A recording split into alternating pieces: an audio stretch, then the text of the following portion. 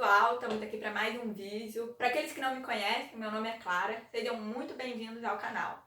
Então, se você gosta desse tipo de conteúdo voltado para engenharia mecânica, não se esqueça de se inscrever no canal para poder acompanhar as novidades que eu vou postando por aqui.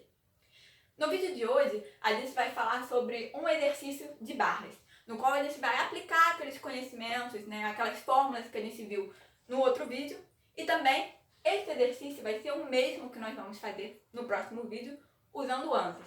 Então a intenção aqui é não só revisar um pouco com vocês como que a gente resolve esse tipo de exercício na mão, como também encontrar os resultados para que a gente compare esse resultado obtido de forma analítica na mão com os resultados que nós vamos encontrar com software futuramente.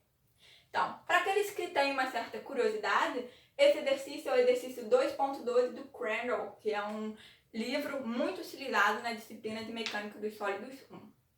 Basicamente, ele consiste aqui de 3 barras, que estão pinadas em 3 pontos, que eu chamei de B, C e D, e que são conectadas por um ponto comum, ponto A, no qual está sendo aplicada uma força F na direção menos Y. O problema também nos dá algumas informações, como por exemplo o fato de que o módulo de elasticidade é o mesmo para as 3 barras, e que 2 delas possuem área da seção transversal A0 e uma delas possui, a do meio, possui uma área A. E que esse comprimento é L. Qual é o objetivo que a gente tem nesse problema? O que ele vai pedir para a gente? Ele vai pedir para a gente encontrar a força axial em cada uma das 3 barras. Então, revisando aqueles conceitos que a gente falou no outro vídeo, a nossa primeira etapa para a gente resolver esse problema vai ser pensar qual é o modelo matemático que a gente vai aplicar. Nesse caso, nós vamos aplicar o modelo de barra. O que isso vai significar para a gente? Vai significar que além das 3 hipóteses convencionais que a gente já tinha visto no outro vídeo, que são pequenas deformações, intervalo elástico e material isotrópico, nós também vamos assumir que nesse caso, as forças atuando em cada um desses elementos que nós vamos chamar de barras são apenas axiais, ou seja, não existem forças cidalhantes atuando nesse caso e a barra vai apenas comprimir ou tracionar. Ela não vai sofrer outros fenômenos como, por exemplo, flexão ou torção. Tá bom? A próxima etapa é analisar as nossas equações governantes. A primeira dela, como vocês devem se lembrar, é o equilíbrio. Nesse caso, por conta da nossa hipótese simplificadora de que a força será apenas na direção axial em cada uma das barras, nós teremos uma simplificação aqui da nossa equação, não vamos mais ter aqueles termos de tensões em Y, nem de nenhuma outra espécie de contribuição. Isso daqui, basicamente, gente, é dizer que a tensão, nesse caso, é a força sobre a área. Basicamente é isso que a gente vai fazer. Bem simplificado o nosso problema mesmo, tá? A próxima equação que a gente vai ter é a lei de Hooke, que vai correlacionar a nossa deformação com a nossa tensão por meio do módulo de elasticidade. E por fim, nós teremos a compatibilidade geométrica, que vai estar correlacionando a nossa deformação com o deslocamento dos nossos pontos nas barras. Basicamente isso, gente, o que a gente vai fazer é simplesmente falar que isso é ΔL sobre L, onde ΔL é o quanto ela vai ter se expandido e o L é o comprimento inicial de cada uma das barras. Porque um do nosso ponto vai estar parado, então a gente vai apenas analisar o deslocamento no outro ponto. Enfim, realmente é um caso bem simplificado. Além disso, eu acho muito importante que a gente sempre pense nas condições de contorno no nosso problema. Nesse caso, quais são as nossas condições de contorno? No ponto A, nós vamos ter a aplicação de uma força F, e em todos os outros pontos B, C e D, basicamente nós temos uma condição de deslocamento que está sendo imposta. Por quê? Porque, como nós já comentamos, eles são pinados. O que isso significa? Significa que esses pontos não vão poder ter deslocamentos nem em X, nem em Y, nem em Z. Isso também significa que a única espécie de rotação, no caso de um problema bidimensional como esse, que nós poderíamos ter naqueles pontos que estão pinados, como já foi comentado, é assim, como se essas barras estivessem fazendo assim de um lado para o outro. Assim. Então, a gente pode ter um momento no eixo Z, mas a gente não pode ter momento, não pode ter uma rotação nas outras direções. Então, basicamente, é isso. Vamos começar, então, a resolução do nosso problema. O primeiro passo vai ser aplicar a equação de equilíbrio. Nesse caso, para simplificar um pouco a nossa análise, ao invés de a gente aplicar a equação de equilíbrio nas barras, nós vamos analisar um pino, o pino que está no ponto A, que está fazendo a conexão entre essas três barras. Vamos visualizar esse pino. A força F vai estar fazendo uma força nele para baixo, ou seja, no sentido de que se ele não tivesse conectado a mais nada, ele desceria simplesmente. Só que como infelizmente ele está preso aí nessas três barras, essas três barras vão fazer forças nele no sentido de não deixar ele descer, ou seja, vão fazer forças nas direções axiais, né, para cima e na direção axial de cada uma dessas barras, que foi o que eu representei aqui no desenho. Lembrando, né, que o θ é aí o ângulo entre essas forças laterais, né, dessas barras laterais, e a direção vertical.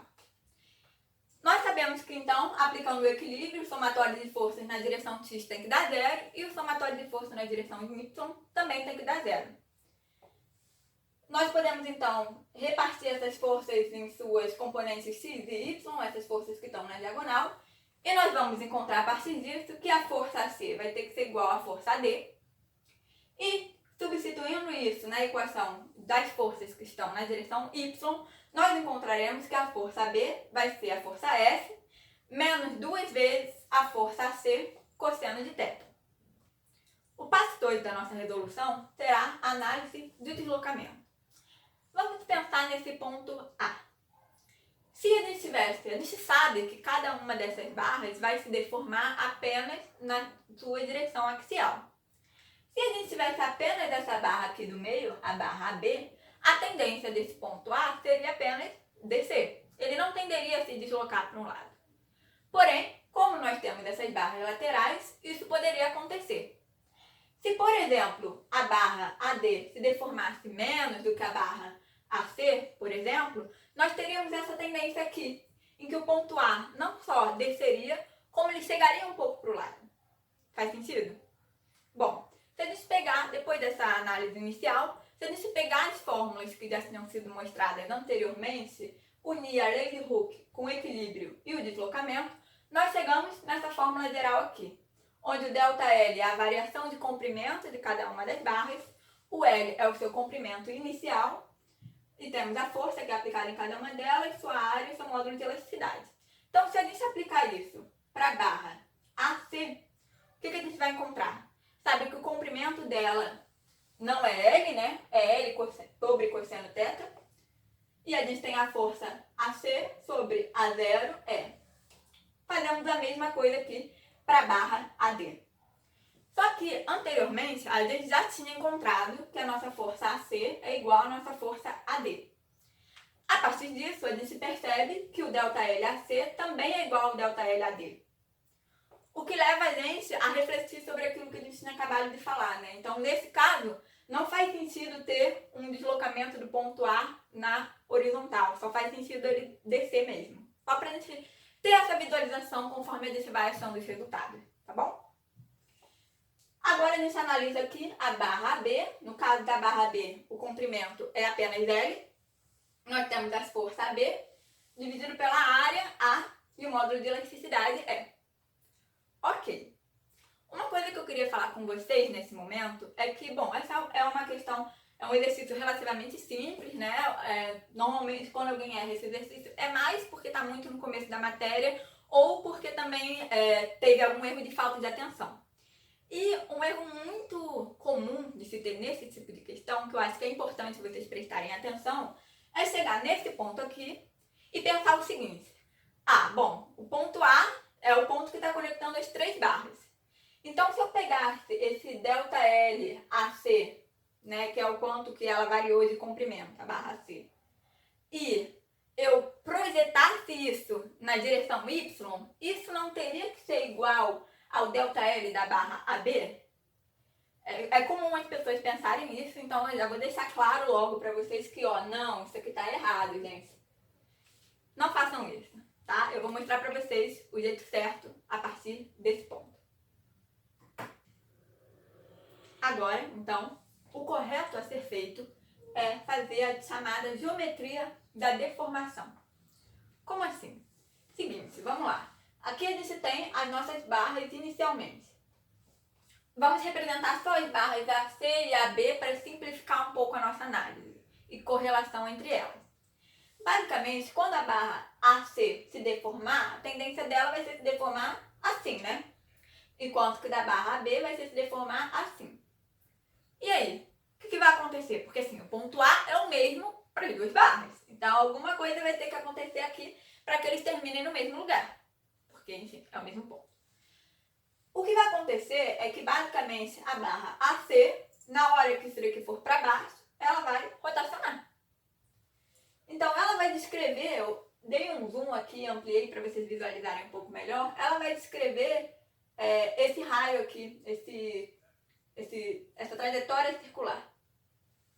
E o que a gente vai fazer é que a gente vai aproximar isso daqui por uma reta, né? Uma tangência, ou seja, vai formar 90 graus com esse nosso AC aqui. E a partir disso a gente mata a charada, né? Porque nós vamos ter aqui que isso daqui é o ΔL da barra AB, isso daqui é o ΔL da barra AC e nós temos aqui um triângulo com 90 graus e um ângulo θ. Pronto. Então, na verdade, o que a gente vai usar para resolver a questão é que o cosseno de θ é igual ao ΔL AC dividido pelo ΔL AB. Que a gente pega isso e substitui nas coisas que a gente já tinha encontrado, né? A gente substitui aqui o ΔL AC e o ΔL AB, que a gente já tinha colocado em termos da força, da área, do E. E a gente substitui a relação entre as forças que a gente também já tinha obtido anteriormente. A gente vai conseguir encontrar a força AC, que é igual à força F, né, que está sendo aplicada, dividida por tudo isso aqui, tá? A dividido por A0 cosseno ao quadrado de θ, mais 2 cosseno θ. E lembrando, o que era o nosso objetivo da questão, então? Era achar as forças axiais em cada uma das barras. Então, a partir disso, nós já achamos na barra AC a força axial em termos de todas as coisas que são conhecidas, né, no problema. E a gente pode simplesmente substituir isso aqui para achar a força AB. Pronto, problema resolvido. Bom, gente, uma vez que o problema já está resolvido, eu só queria falar para vocês que o próximo exercício que a gente vai fazer no Andes vai ser exatamente com essa geometria. E esses daqui são os valores que eu vou usar, tá? Na hora que a gente for fazer a nossa modelagem. Então, se a gente já aproveitar para substituir esses valores nas fórmulas que a gente encontrou, a gente vai achar que a força AB vai ser de 515,4 N, que a força C, que é igual à força D, é de 395,2 N, e a gente também pode calcular aí o deslocamento vertical do ponto A, que é dado pelo ΔL AB, que vai ser igual aí a 1,43 vezes 10 a menos 5 metros. Então, assim, terminamos aqui a questão. Aguardo vocês no próximo vídeo. Se vocês gostaram, se esse vídeo te ajudou, não esqueça de deixar seu like e se inscreve no canal para você poder acompanhar todas as novidades que eu vou compartilhando com vocês. Se vocês tiverem sugestões, feedbacks ou dúvidas, tá? Não hesitem em deixar aqui nos comentários. Ou se você quiser me enviar pelo LinkedIn, se você me tem em alguma outra rede social, porque você é lá da Mecânica da UFRJ e já me conhece, pode mandar mesmo as dúvidas, que assim que possível eu vou responder todo mundo. Eu tô aqui para ajudar mesmo, tá bom? Um beijo!